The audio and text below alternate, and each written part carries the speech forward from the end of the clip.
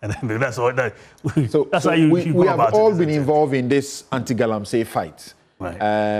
I'm sure I've heard you also. We need to fight it because it's an existential threat. So, what do you say? That forest reserves, 44 of them, we are losing to illegal mining. I think the general public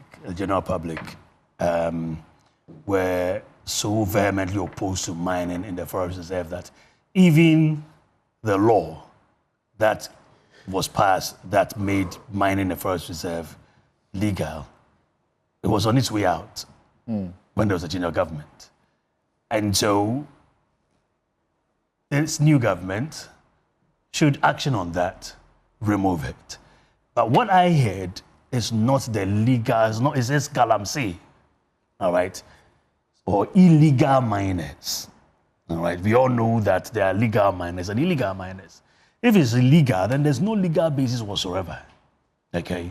And so you need to take steps rather than bringing it to our attention.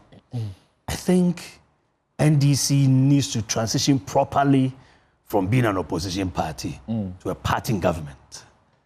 When you are in opposition, you will highlight these and talk about it to create a necessary public aversion against us when we're in power. Now you are in governance. Deal with it, solve it. I'm also not happy about the, and these are information sent me by your producer, but it says, President Mahama says, I don't like the word I urge, because you're in government now. Direct. And even before you direct, the people already are seized with executive power. They must take steps to deal with that. Because it's an illegality. Before we talk about how we'll deal holistically with all these, existential threats to our water body, to our forestry, and there's several things. These are what I teach in class, natural resources.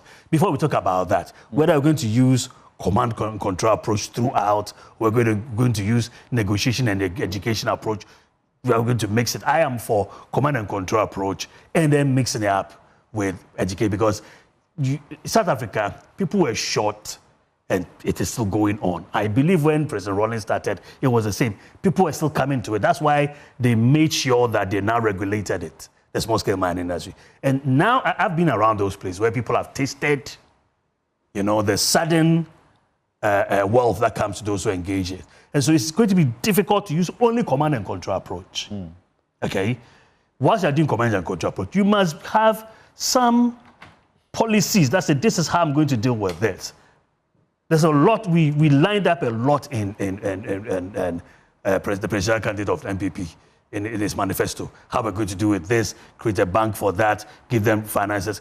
I am sure there was something like that in the NDC manifesto.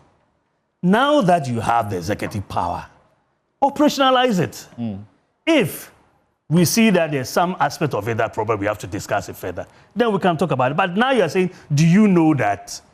Would I want to see, I came to meet this, these are the steps I'm taking to solve it. All right. Because you have transitioned, or you should have transitioned by now, from opposition party to government. Right. Don't say I urge them to. So,